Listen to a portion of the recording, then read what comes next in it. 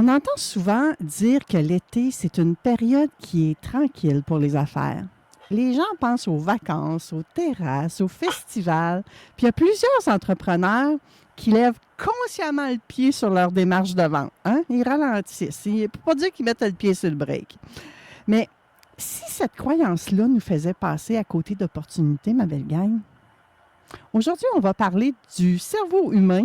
On va parler de nos habitudes, de nos biais et de ce que les neurosciences peuvent nous apprendre pour mieux vendre pendant la saison estivale. Et pour nous éclairer, je reçois Stéphane Boutin, agent d'aide aux entreprises. Bonjour Stéphane. Bonjour Manon. Stéphane, grosse journée pour toi hier. Merci d'être là ce matin. Hein. C'était le déménagement et on sait quand on déménage et qu'on est en affaires, ben ça fait plus de choses à déménager. Hein?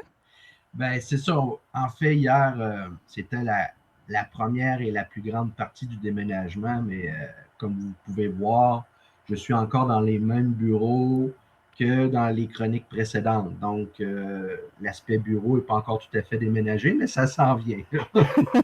Chaque chose en son temps. Donc, c'est une grosse période estivale pour toi. Oui. Je trouve que ça met bien la table, Stéphane, avec le sujet également qu'on va parler ce matin. Stéphane, pourquoi autant d'entrepreneurs sont convaincus que l'été est une mauvaise période pour vendre? En fait, il y a deux raisons. D'abord, et tu l'as mentionné en préambule de notre entrevue, les croyances limitantes. Il y a des vendeurs, des conseillers en vente, des prospecteurs qui décident de croire que l'été, on va avoir des mauvais résultats parce que les gens partent en vacances. Partent physiquement, mais il y en a aussi qui partent psychologiquement en vacances. Donc, ils peuvent rester au même endroit, mais ils sont en vacances dans leur tête. Donc, ça, c'est une croyance. OK?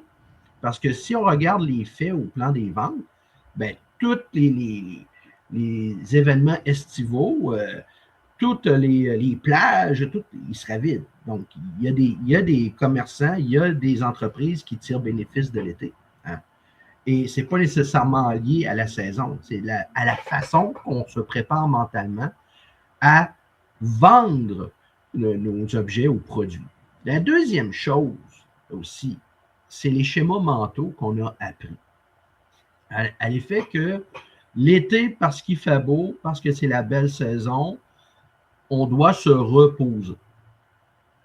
Donc, ça, c'est un schéma mental qui est appris depuis des décennies, voire peut-être des siècles dans le cas du Québec, pour une raison qui est très simple, parce que l'hiver au Canada, ben, c'est plus rude que dans bien des pays. Et lorsqu'on arrive l'été, ben, l'été, c'était la saison des récoltes, c'est la saison de la culture, et aussi, c'est la saison où les journées sont un peu plus longues que l'hiver. Tu sais, en novembre, je pense que tout le monde le sait, à 4 heures de l'après-midi, il commence à faire noir. Et tandis que l'été, ben, on peut avoir des journées jusqu'à 9 heures, puis le soleil commence à se coucher. Là. Donc, ça fait une différence au niveau de la vitalité. Ça fait une différence aussi au niveau du cerveau, de comment il perçoit les journées. Donc, l'histoire nous a préparés à adopter des schémas mentaux qui font en sorte que, ben là, l'été, maintenant, vu que notre passé agricole est plus derrière nous que maintenant, sauf exception, ben on a plus tendance à remplir cette période de culture et de récolte par une période de festivité. Une période où on va aller à tel festival, à tel événement, et des choses comme ça. Donc, on fait relâche sur nos activités professionnelles. Et en ce qui concerne les ventes, bien, beaucoup de vendeurs embarquent à nourrir ces schémas mentaux-là, non seulement envers eux, mais envers leur propre clientèle, ce qui est un peu bizarre, selon moi, mais ça se fait et c'est vérifiable. Bon, je peux comprendre qu'aujourd'hui, hein, le 21 juin, on n'a peut-être pas envie de s'acheter des billets pour aller faire du ski alpin ou du ski de fond. Hein? On a peut-être plus le goût de s'acheter un tour en bateau. On dit ça comme ça. Mais Absolument. d'avoir cette croyance-là là, en nous, de la nourrir, il y a certainement des impacts sur nos résultats. Bien, c'est sûr, parce que si on nourrit cette idée que l'été, on peut vendre moins que, exemple, au printemps, Hmm? ben nécessairement, tu vas vendre moins.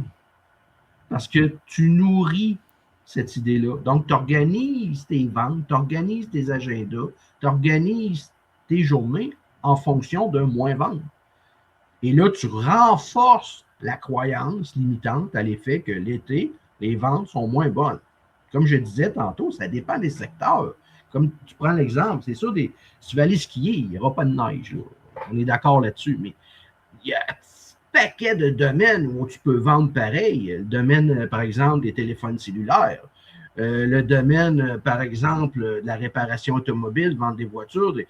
Écoute, il y a plein de secteurs que tout ce qui est sur Internet est à l'abri de la température. Si tu fais du dropshipping sur Amazon, tu peux vendre, tu peux faire de la publicité. Ça n'a aucun lien avec que ce soit l'hiver ou l'été. Donc, en 2026, si tu conserves cette idée que l'été, on fait moins de ventes, ben, t'es un loser un peu. Je veux dire, t'as pas compris l'idée de la vente. La vente, c'est tout le temps que tu peux vendre. C'est toi qui mets des limites à ça.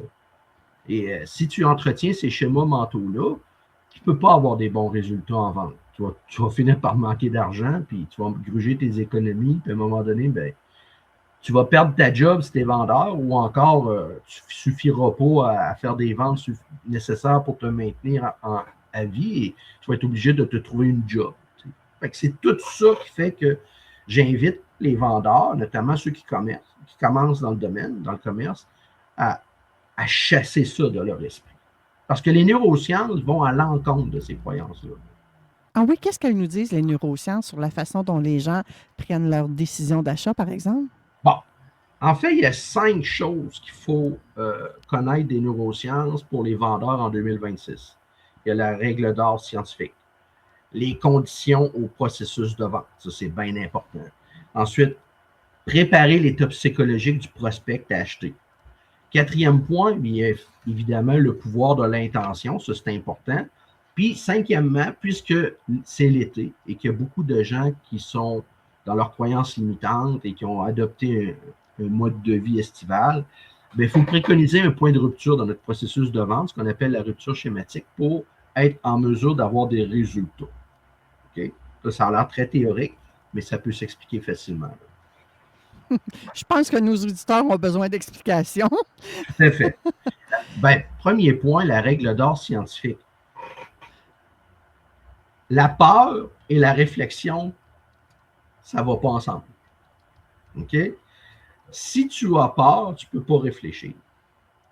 Et s'il n'y a pas de peur, tu peux réfléchir.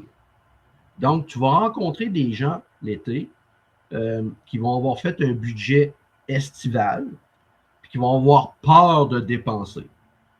Donc, s'ils ont peur de dépenser, ils ne peuvent pas réfléchir à des opportunités pour eux.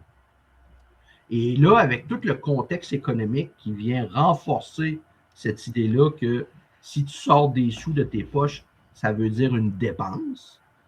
Alors, toi, en tant que vendeur, ça va être important à un moment donné de briser ça. Okay. C'est-à-dire que moi, ce que je te propose, ce n'est pas une dépense, c'est un investissement. Puis de travailler les prospects là-dessus. Parce que vendre en été au Québec, c'est pas comme vendre au printemps pour les raisons que j'ai données en début d'entrevue.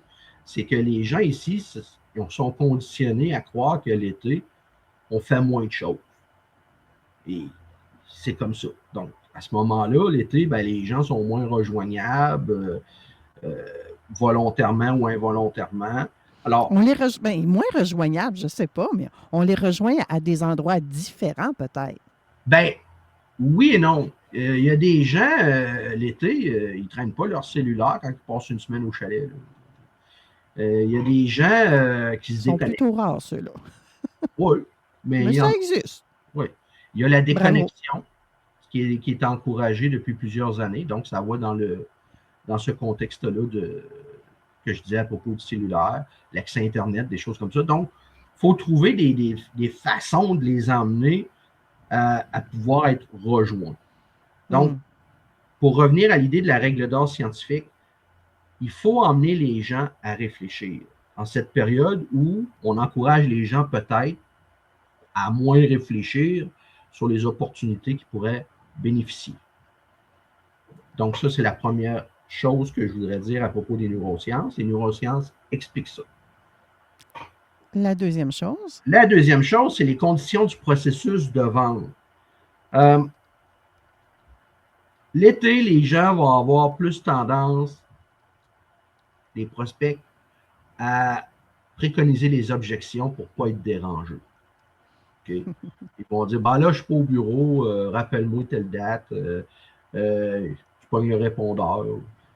Encore sur Internet, tu écris, il n'y a pas de réponse. Bref, il y a des rendez-vous, puis ces rendez-vous-là sont manqués souvent. Moi, ça m'est arrivé l'été que la personne s'était engagée à me rencontrer. Elle ne s'est jamais présentée.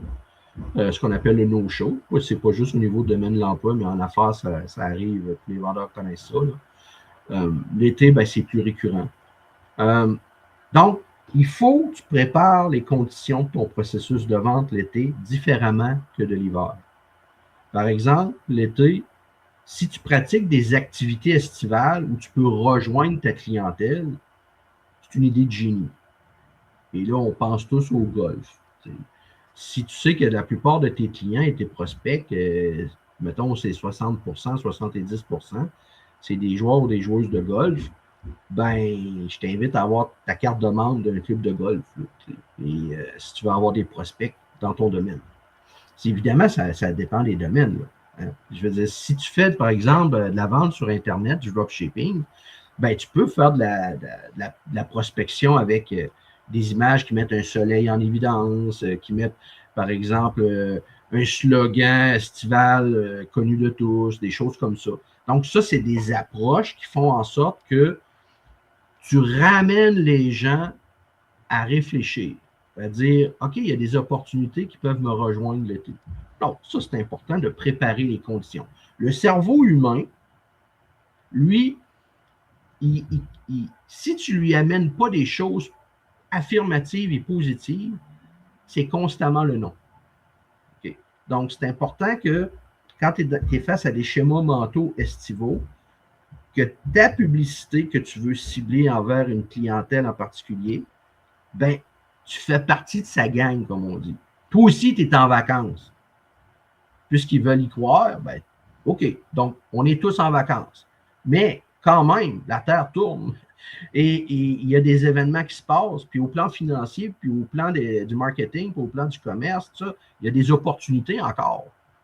Puis, discuter d'opportunités, ce n'est pas nécessairement discuter d'affaires. Il y a des façons d'approcher ta clientèle estivale pour qu'elle puisse prêter l'oreille à toi et à ce moment-là dire « Ah, c'est intéressant ».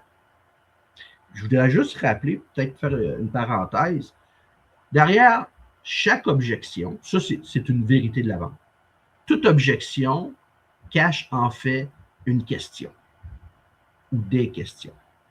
Okay? Donc, quand on dit que le non, c'est le début de la vente, quand tu te fais dire non, merci, en fait, c'est le début du processus de la vente, c'est tout simplement que la personne ne te dit pas vraiment la vérité. Elle se cache derrière un écran de fumée parce qu'elle ne veut pas te dire les vraies raisons du pourquoi elle ne veut pas acheter tes choses. Donc, ça, il faut le comprendre.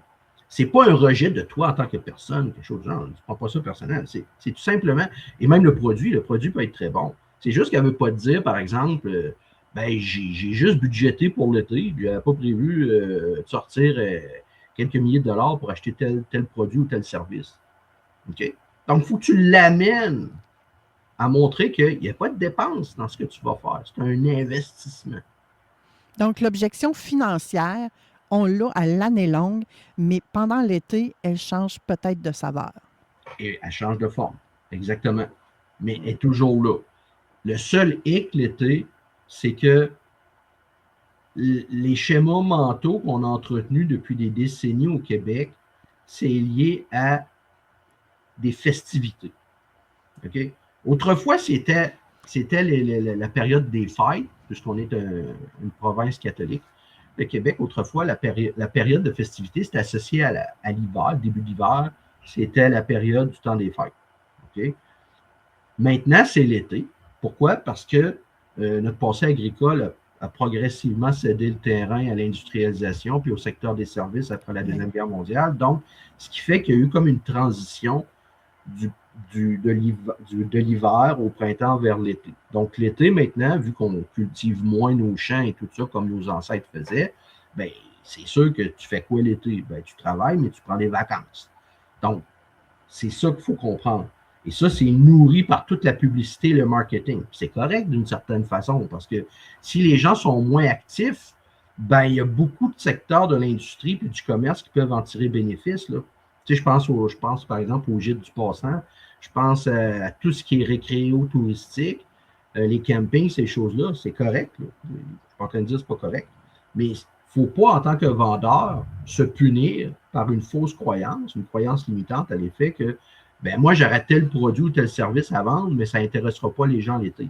Et évidemment, excluons l'histoire d'aller faire du ski, là, je ne parle pas de ça. Mais tu sais, des choses que, à l'année, c'est une opportunité pour toi d'en bénéficier, là. Hmm. Donc, ça, c'est important.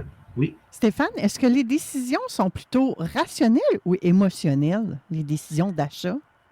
Ben, la première chose qu'il faut savoir dans les neurosciences, c'est que les émotions précèdent toujours les décisions. OK. Juste rappeler, là, je n'ai pas mis de schéma, rien, là, graphique à l'écran, mais pour ceux qui sont en ligne, puis ceux qui m'écoutent, ben, je vais le dire verbalement. Il y a on pourrait dire qu'il y a trois de développements du cerveau qui se sont faits dans l'évolution humaine. OK, tu as le cerveau reptilien, tu as le système limbique, tu as le néocortex.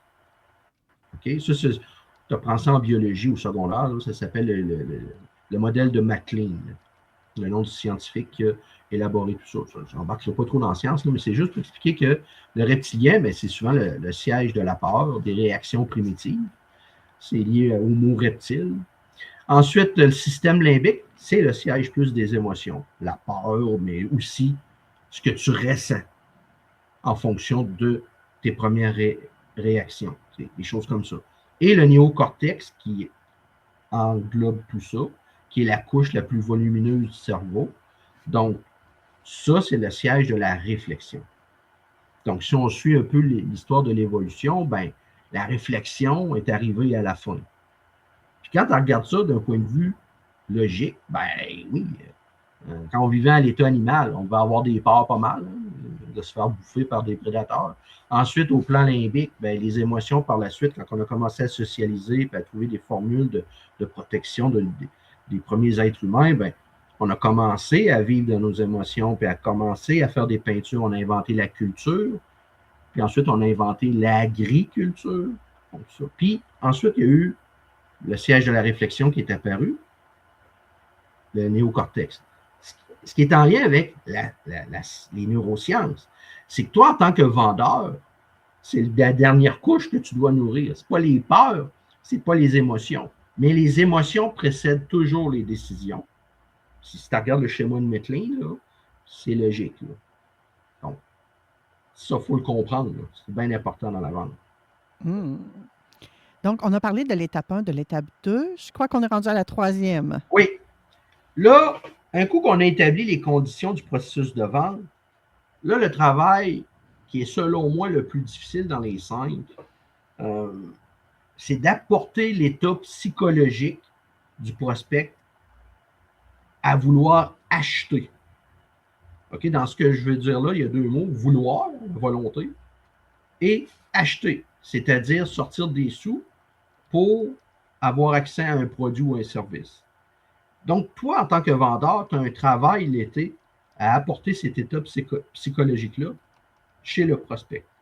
C'est la période la plus difficile dans ton processus de vente parce que là, tu as des schémas mentaux qui sont renforcés. Ben, il fait beau dehors, il fait 30, j'ai soif, j'ai une slush. Là, il y a plein de choses qui nourrissent un état émotif de je me repose, je prends du soleil. Fait que là, la game, c'est vraiment de dire OK, tout ce que tu dis, c'est vrai, je le vis moi-même, j'étais avec toi dans l'été aussi. Mais il faut que tu saches que j'ai une opportunité, que si tu passes à côté, on ne se reverra peut-être pas, là, tu ne l'auras pas. Là. Ça, c'est important de préparer l'état psychologique. Alors, quand on parle de l'état psychologique, je reviens un peu au schéma de Mettling dont j'ai fait mention tantôt. Les émotions précèdent les décisions. Donc, quel type d'émotion tu vas encourager chez ton prospect versus quel type d'émotion que tu vas décourager chez ton prospect d'entretenir.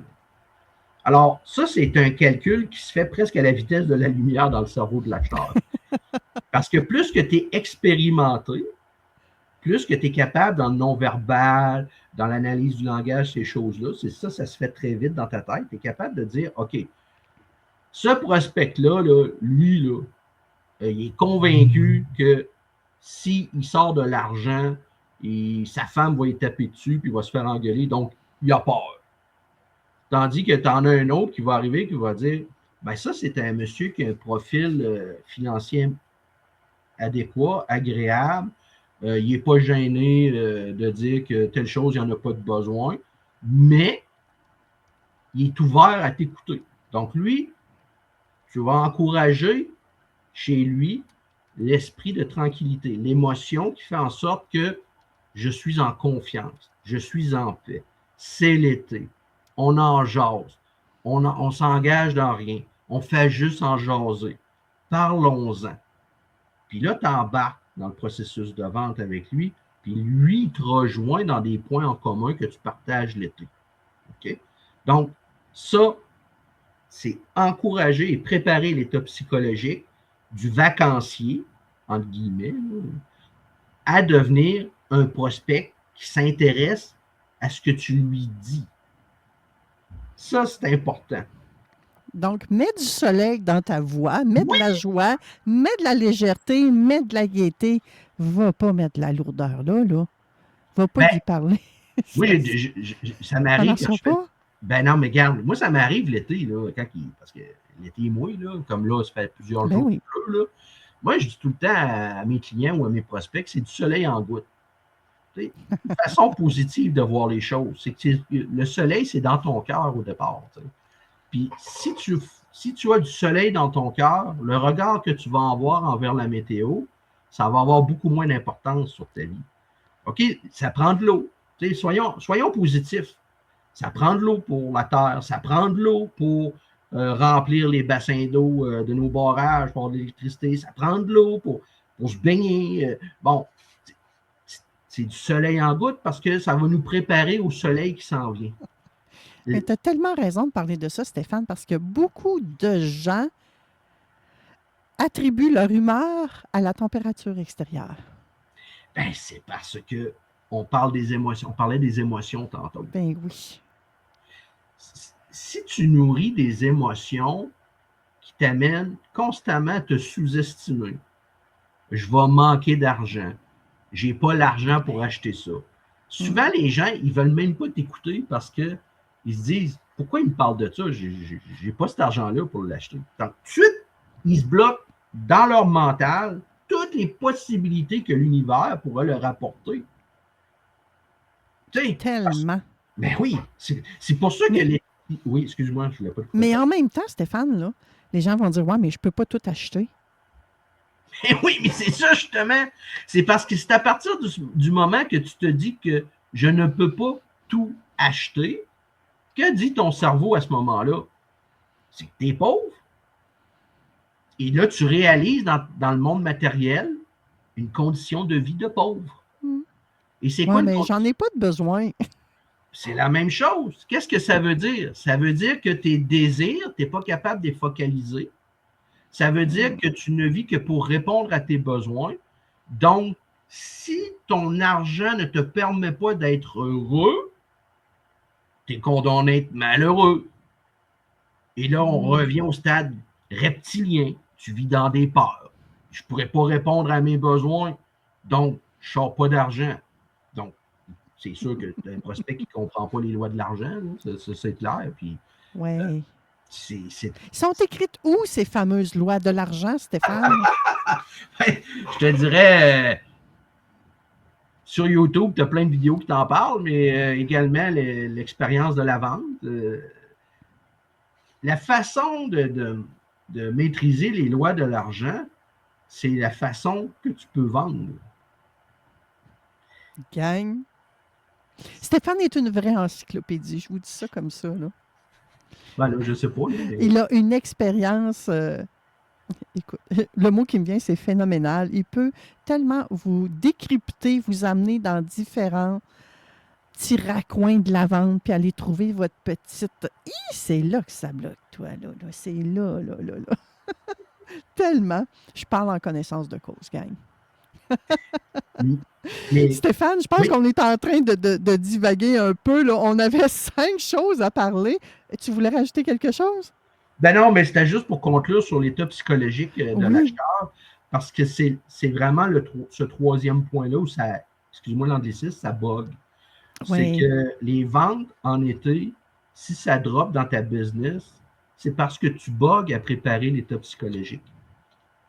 Si regarde, qu'est-ce qui précède l'été? C'est le printemps. Que font souvent les vendeurs? Ils restent dans leur routine. Ils restent dans leur approche de fidélisation. Mais non, mais le printemps, tu prospectes pour préparer l'été. Oui. C'est ça l'histoire. Tu t'organises pour savoir où va être ton prospect le 23 juillet. Où tu vas être. Tu sais, je veux dire, si tu as un gros deal à faire avec tel prospect parce que tu sais qu'il peut t'acheter beaucoup, parce que lui, il maîtrise les lois de l'argent, et là, à ce moment-là, crime, il faut que tu t'organises pour savoir ce qu'il va être. Tu sais, tu n'es pas obligé de lui dire quel est l'objectif au final, mais tu prépares le processus. Tu sais qu'il est sur un parcours de golf le 23. Ben ouais, bullseye, va chercher ta carte de vente club de golf. C'est pas une dépense, c'est un investissement. Ça, et tu vas peut-être suivre aller participer à une conférence, à un atelier pendant l'été aussi. Ben oui, tu peux participer à des ateliers. Pendant que tu es là, tu vas peut-être avoir un client qui va être devant toi ou juste assis à côté de toi.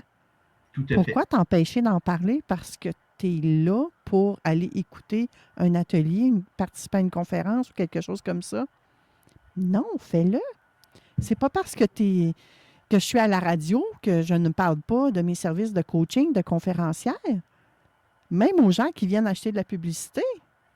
Absolument. Tu sais, il faut toujours parler de qui on est, de nos passions, de ce qu'on fait, de ce qui nous anime. Tout à fait. Et d'apporter l'état psychologique. Tantôt, tu parlais de mathématiques, là, puis là, il me semble que je voyais nos auditeurs qui disaient « Ah, Simonac, on a de la misère à calculer. On ne peut pas faire ça. » Mais c'est simple en même temps. Il suffit de le comprendre. Ben, en fait, c'est que je vais surfer sur la vague estivale que tu es en train de parler. En fait, les calculs mathématiques que tu parles, l'intuition peut aider. Oui. À un moment donné, quand tu développes l'habitude de te faire dire non dans la vente, tu développes des réflexes, entre guillemets, de survie. Et tu commences à étudier tous les gens qui te disent non. Ils ont tous un point en commun quand ils te disent non, puis je l'ai dit précédemment dans l'entrevue, c'est qu'ils cachent derrière un écran de fumée qui s'appelle non, des questions. Donc, toi, c'est ta job de savoir c'est quoi j'ai pas répondu pour qu'ils me disent non. Tu sais, quand il me dit, par exemple, ben là, j'ai pas l'argent pour acheter ça, tu peux jaser avec lui de planification financière, des choses de même. Puis, dans cette discussion-là, tu reviens avec ta proposition. Tu sais, souvent, les gens, quand ils te disent non, c'est juste qu'ils ont peur de te dire la vérité. C'est ça qu'il faut comprendre. Donc là, soyez tous des voyants, des médiums pour capter le message derrière l'image. C'est ça. Ben, la quatrième. C'est ça. Pour surfer sur ce que tu disais, on va parler de l'intention. Okay? Des calculs mathématiques à l'intuition, arrivons au pouvoir de l'intention. Toi, tu es experte dans le développement du personnel, dans le coaching aussi. Tu connais, il y a eu beaucoup de livres, de conférenciers, de maîtres, entre guillemets, dans tous les courants spirituels ou même dans la tradition catholique, qui nous parlent de l'importance du pouvoir de l'intention. Oui. Okay? Ça, chez les gens qui sont pauvres, donc qui se croient pauvres, ils ont l'intention d'être pauvres. Et eux, ce qui arrive, c'est qu'ils nourrissent jamais l'intention de devenir riches. Ils nourrissent constamment l'intention de j'ai pas besoin de plus parce que j'ai pas assez d'argent. Ils sont tout le temps dans le négatif. J'ai pas assez d'argent, j'ai mon allocation mensuelle. Ils essayent d'organiser leur vie pour avoir une zone de confort qui ne demandera pas plus d'efforts. Puis ça rime en plus. Donc, si tu brises ça, donc ça veut dire que si tu t'estimes, deux, si tu as confiance en tes moyens, si tu n'as pas peur d'affronter la vie, tu es condamné à devenir riche à un moment donné. Parce que tu vas être motivé à investir. Parle d'une condamnation, toi. Ben oui, mais on est condamné à devenir riche. Mais les gens la refusent, la richesse. Je l'ai déjà dit dans des chroniques précédentes, nous n'avons jamais vécu une époque dans l'histoire humaine où il y a eu autant d'argent sur Terre. Ça n'a jamais existé. Okay? Elon Musk a battu encore un record récemment, là, de l'homme le plus riche.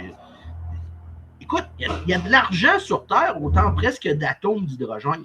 Donc, quand je vois qu'il y a des gens qui sont pauvres, ben, je prie pour eux, là, comme catholique, mais c'est aussi également, il y a quelque chose dans le minding qui ne se fait pas. Là. Donc, c'est important le pouvoir de l'intention.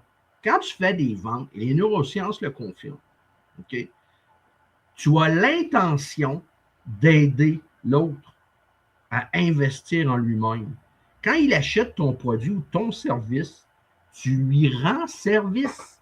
C'est ton intention de l'aider. Pas de le fourrer, de l'aider.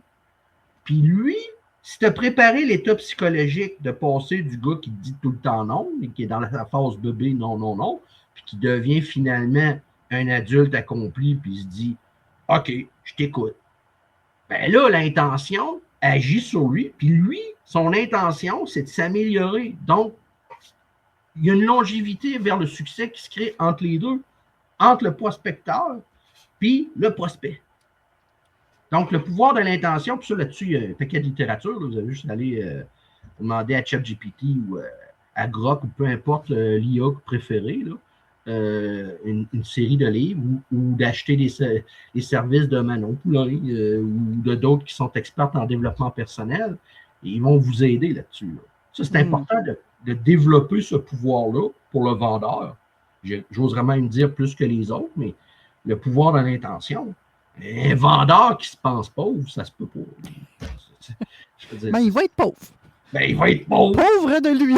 Il va être pauvre, puis il ne sera pas capable d'arriver et de dire ben moi, je vais acheter telle chose ou je veux payer un collaborateur à la hauteur de ses talents. Il va être tout le temps en train de gambler. Ben là, je vais sauver de l'argent là en coupant là. Écoute, tu n'es pas capable de générer de la richesse dans ta vie. Tu n'es pas capable de la partager. Tu es un vendeur. Pas supposé de manquer d'argent tant que ça, là. C'est ça, les gens sont encore tout seuls dans leur silo, puis hey, non, je peux pas être en relation avec toi, puis t'acheter ça parce que j'ai pas d'argent, j'ai pas ici. Fait, comment voulez-vous que la société québécoise se porte mieux? Ben, je dis ça, puis je dis rien. Mais non, je dis quelque chose de très important. Ben, moi, je pense que c'est, comme dirait en philosophie, c'est le nœud cordien, c'est le point nodal qui fait que le Québec est un des endroits les plus pauvres en Amérique, du Nord, du moins. Je veux dire, c'est triste parce qu'on entretient des croyances limitantes sur l'argent. Parce que les gens ont accepté l'idée, c'est encore plus vrai l'été, que si je sors, parce que juste l'idée de dire je sors de l'argent, donc j'en ai moins. OK, quand tu fais une transfusion sanguine à Emma Québec, est-ce que tu sors du sang de ton corps? Oui. OK. Qu'est-ce qui se passe après? Un, tu as aidé quelqu'un qui en a besoin. Deux, ça n'a pas vraiment d'impact sur les journées suivantes. Là. Trois, tu as encore plein de sang qui vont avoir dans ton corps pareil. Ben, l'argent, c'est le sang de ce monde. Fait que si tu passes ta vie à avoir peur de manquer de sang, ben ça se pourrait qu'à un moment donné, tu meurs de leucémie. Je veux dire, tu sais, faut arriver à un moment donné à voir que dans la vente, si tu as l'intention d'aider ton prochain, d'aider celui que tu crois vraiment qu'il a besoin de ton service ou de ton produit, ben, si tu as fait une préparation d'état psychologique préalable, ça va être bullseye. Tu n'échoueras pas bien, là. Puis le cinquième point que je voulais aborder, puis c'est par rapport à la rupture schématique, parce qu'au fond, dans la vente, ce qui est important de comprendre, et ce que les neurosciences nous enseignent, c'est les 4 points que je vous ai énoncés, les 4 points qu'on pourrait dire, c'est les 4 points neuroscientifiques en rapport avec la vente. C'est quand tu vas arriver au 5e point, dans un contexte estival, comme au Québec on a l'été, c'est de développer un point de rupture pour optimiser tes ventes. C'est comme ça que tu vas briser tes schémas mentaux des gens qui pensent que parce que c'est fait beau, que je bois de la slush, puis que je suis sur un parcours de golf, je mets mon cerveau à off. Il faut que tu brises ça. Là. Oui, mais à l'année, à retenir, je pense, à l'année, là, notre cerveau adore les surprises. Tu sais, quand on va quelque part et qu'on rencontre quelqu'un que ça fait longtemps qu'on n'a pas vu, là, peu importe la saison, on est heureux, on est joyeux, on est... Et juste retenir ça, Stéphane, je pense que ça peut aider à créer la rupture schématique. Oui, bien, grosso modo, juste pour dire, c'est quoi la rupture schématique? Il y a des courants en vente qui appellent ça aussi la méthode du samouraï. Là. Le samouraï, tout le monde connaît ça, les japonais, là, les samouraïs japonais, avec un gros sabre. C'est fini. Il vient de trancher. Ben, c'est la même chose au niveau de la rupture schématique. Si tu arrives avec une approche habituelle de la vente, bon, avez-vous besoin de telle chose? Non, merci, bonne journée. Tu ne trancheras pas grand-chose, puis il ne se passera rien au niveau de tes résultats. Et l'été, ça va être encore pire. Par contre, si tu arrives puis tu crées des points de rupture dans ton processus de vente, par exemple, avant de parler de ce que tu veux vendre, informe-toi donc sur la personne qui est devant toi. Nouvelle coiffure? Donc ben beau ton char. Ça n'a rien à voir avec ce que tu veux y parler, là. Mais je te pensais pas là. Qu'est-ce que tu fais ici aujourd'hui? Intéresse-toi à la personne devant toi ou devant l'écran. OK? Il va voir que tu es un humain. Il va voir que tu as des émotions positives, puis il va voir que tu veux peut-être un jour construire quelque chose avec cette personne-là. C'est important, cette approche-là. OK? Donc, la rupture schématique, c'est juste de déstabiliser la personne qui pense que tu veux y vendre de quoi. Tu peux être longtemps, façon de parler, je ne parle pas des années et des mois, mais tu peux être un certain temps à parler de choses qui, en apparence, n'ont rien à voir avec ce que toi tu fais dans la vie et ce que tu veux un jour lui proposer comme investissement dans ton entreprise. OK? Parce que quand tu achètes quelque chose à un individu, à une entreprise, ben, c'est une façon d'investir dans l'entreprise. Fait que si tu amènes cette approche-là l'été, ben, tu vas créer des ruptures schématiques pour briser les schémas mentaux. OK? Parlons de golf. Alors, tu jases de golf. C'est quoi ton handicap au golf? As-tu un bon swing? On va regarder ça. T'sais. Là, tu fais des choses qu'ils aiment. Puis à un moment donné, dans la conversation, tu lui dis, ouais, mais là, tu pourrais investir dans telle affaire. Là, tu pourrais pas penser à ça que tu pourrais avoir telle chose. Là, à un moment donné, lui, il est déjà préparé psychologiquement. L'intention est là. Il est prêt à t'accueillir. Puis il est très ouvert. Là. C'est là que tu peux avoir ta formulation ciblée, puis tu closes la vente drette là. Ça s'est fait, ça, là. Ça existe. Là. C'est facile comme ça. Ben oui. Facile. Oui. Ben oui. Je veux dire, moi, ma vie, j'ai passé ma vie, enfant peut-être pas, j'en ai pas conscience, mais une grande partie de ma vie, c'est soit que j'ai vendu des idées, j'ai vendu des produits, j'ai vendu des services que j'exécutais soit moi-même ou par l'intermédiaire de collaborateurs, tout ça. Mais j'ai toujours fait circuler le sang de ce monde dans ma vie. Hey, et même enfant, tu réussissais à vendre des idées à tes parents pour faire quelque chose ou pour avoir ton repas préféré. Absolument. Oui, Ça commence en sortant du ventre de ta mère, puis peut-être même dans le ventre. Là. Ben oui! Ça vient de loin, là. Oui! Stéphane, c'était tellement pertinent, cette chronique estivale-là. Je trouve que ça cadre bien avec la dernière émission de l'été. Et toi, souvent, tu nous amènes aussi à visualiser nos ventes. Oui. Tu en as déjà parlé dans une autre chronique, mais on pourrait terminer avec ça aujourd'hui, peut-être? Ben, en fait, la visualisation, visualise toujours ton premier succès que tu as eu en vente. OK? Tout le temps. Visualise toujours le succès que tu as eu en vente. Tu as eu 8 noms en ligne. Visualise toujours le moment où tu as réussi à vendre de quoi. Mm-hmm. Ça ne t'abandonnera jamais. Je veux juste avant qu'on se quitte, je prends du temps, mais j'ai 5 choses à dire. Vite, je vais les dire sur les conseils estivaux à faire, OK? Pour réussir les ventes. Premièrement, faites des remarques inattendues, comme j'ai donné tantôt un exemple. Ensuite, posez des questions déroutantes pour juste briser le non qui s'en vient là, dans votre processus, parce que le gars ou la fille se prépare à vous dire non, merci. Là. Posez des questions déroutantes. Enfin, soyez capable, avec beaucoup de grâce, de préparer à recevoir le non qui va faire en sorte que la personne, finalement, va dire mais j'ai des questions à vous poser sur le sujet que vous me parlez. Touche d'humour. L'humour, l'été. Winner, winner, winner, winner. Et enfin, une sincérité désarmante. Soyez sincère. Ne vendez pas de bullshit. Dites la vérité sur votre produit ou votre service. Et hyper important. Blastez pas vos concurrents. Parlez même pas de vos concurrents. Laissez le client vous en parler s'il veut vous en parler. Puis la réponse sera rapide par la qualité de vos succès et de vos produits et services. Que j'adore ces 5 conseils, Stéphane. Bonne slush. Stéphane, si nos auditeurs ne retiennent qu'une seule chose de notre échange aujourd'hui pour améliorer leur vente cet été, ce serait quoi? Favorisez la rupture schématique dans vos approches.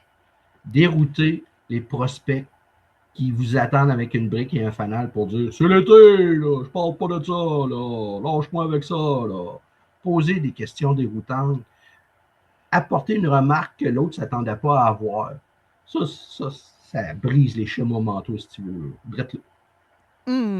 Si je résume notre échange aujourd'hui, délicieux, succulent, vendeur, l'été ne peut pas être... même pas ne peut pas être. L'été n'est pas le désert commercial que plusieurs imaginent. Notre cerveau, tu nous en as parlé beaucoup, il est programmé pour remarquer ce qui sort de l'ordinaire, d'où l'importance de créer la fameuse rupture schématique dont tu nous as parlé. On en a-tu parlé? Je sais même pas, on a tellement parlé de choses, Stéphane. Souvent, tu nous parles des chiffres également, hein? Oui. De rester lucide avec ça. Pas juste y aller dans l'émotionnel, mais de regarder nos chiffres de vente également. Oui. Peut-être, tu as le droit de les regarder peut-être un petit peu moins souvent pendant l'été, mais de continuer quand même. Tableau de bord. Oui, c'est ça. Et porter notre attention, là où on porte notre attention, ça influence directement notre énergie, notre persévérance, nos résultats. Prenez des notes. Merci beaucoup, Stéphane, pour ces précieux conseils. J'espère qu'on va te retrouver à la saison prochaine. Et d'ici là, je te souhaite une magnifique été. Merci à CJMD. Ça me fait plaisir. Merci, Stéphane.